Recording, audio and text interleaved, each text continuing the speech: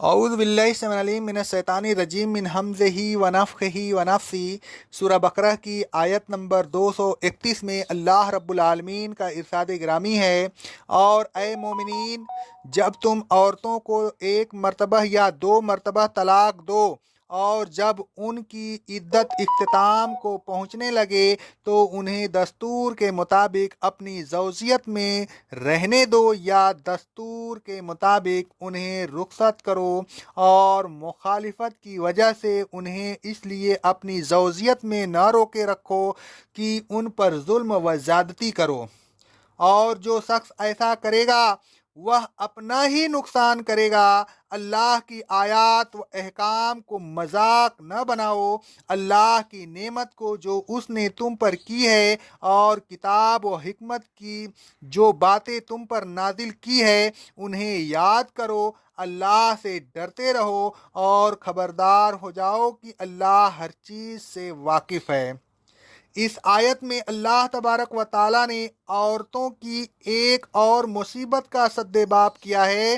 آیت کے سیاق سے ایسا معلوم ہوتا ہے کہ بعض لوگوں نے طلاق دینے اور پھر رجوع کر لینے کو مذاق بنا رکھا تھا۔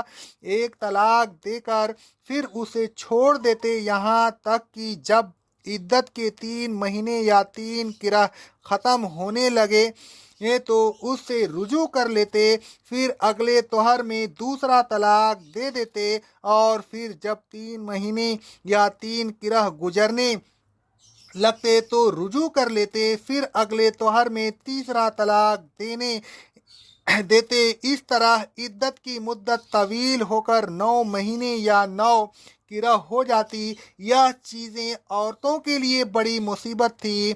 مرد یہ کام اس لیے کرتے تھے کہ ان کو اپنی بیویوں سے مخالفت ہوتی، تو یہی نہیں کہ وہ ان کی عدت میں اضافہ کرتے، بلکہ مزید مدت کے لیے وہ ان کو اپنے گھر میں روک کر ان کو ظلم و ستم کا نشانہ بناتے، ان کی حق تلفی کرتے، ان پر زیادتی کرتے۔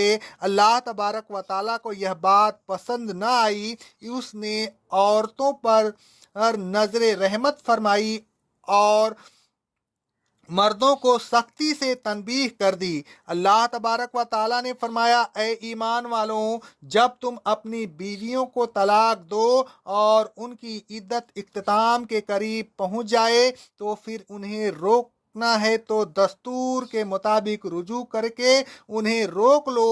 رجوع کے وقت ان پر ظلم و ستم ڈھانے کی نیت نہ ہو، ان کے حقوق کی ادائیگی کا پکا ارادہ ہو۔ اگر ایسا ارادہ نہ ہو تو پھر دستور کے مطابق انہیں رخصت کرو۔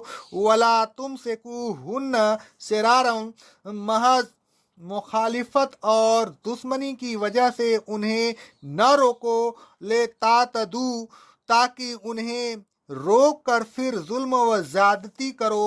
ومن یفعل ذلک فقد ظلم اور جو شخص ایسا کرے گا وہ اپنی جان پر ظلم کرے گا، اس کا نتیجہ اسے آخرت میں بھگتنا پڑے گا۔ اللہ تبارک و تعالیٰ کے احکام حکمت سے پور ہیں، اس میں مرد عورت دونوں کے لیے آسانیاں ہیں، دونوں کے لیے سہولتیں ہیں، ان پر عمل کر کے وہ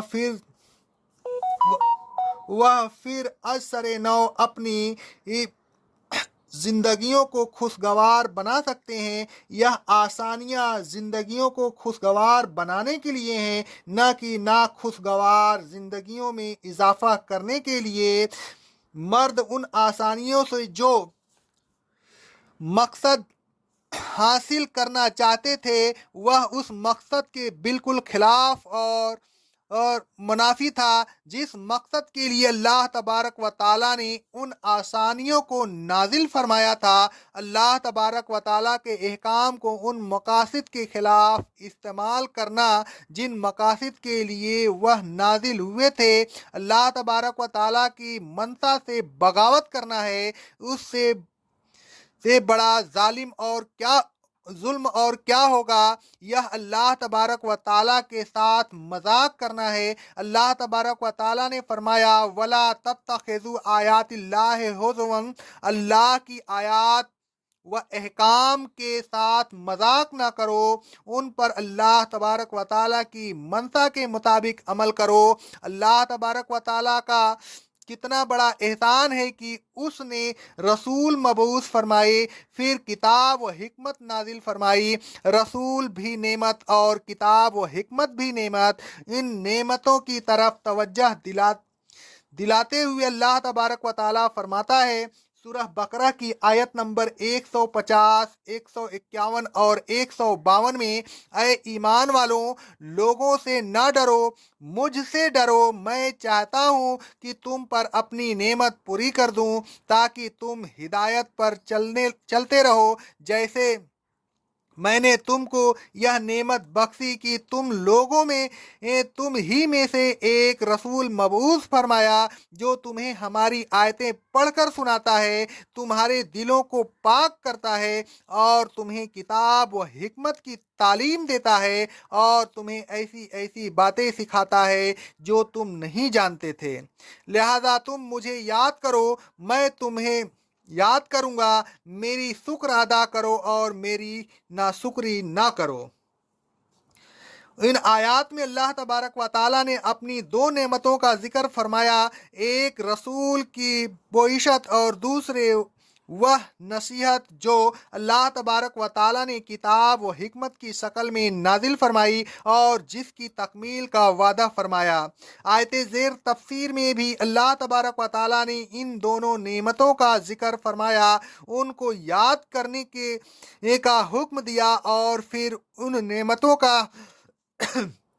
شکریہ ادا کرنے کی طرف توجہ دلائی اور فرمایا یا اذکم بہی، کتاب و حکمت کے ذریعہ اللہ تبارک و تعالیٰ تم کو نصیحت فرما رہا ہے کہ احکام الہی پر چلو، احکام الہی کا مذاق نہ اڑاؤ، اللہ تبارک و تعالیٰ کی منشا کے خلاف کام نہ کرو۔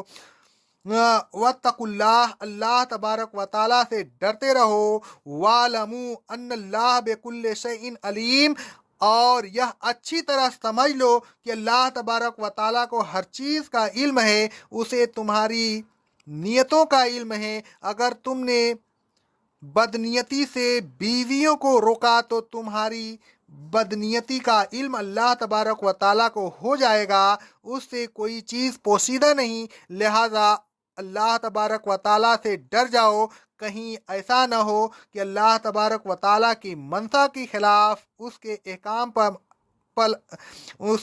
احکام پر عمل کرنا اور بیویوں پر ظلم و ستم کرنا تمہارے لیے باعث عذاب بن جائے۔ اے لوگوں، بیویوں کو نہ ستائیے، اگر انہیں زوجیت میں رکھنا ہے تو معروف کے مطابق روک لیجئے، اگر چھوڑنے کی نیت ہے تو پھر معروف کے مطابق چھوڑ دیجئے۔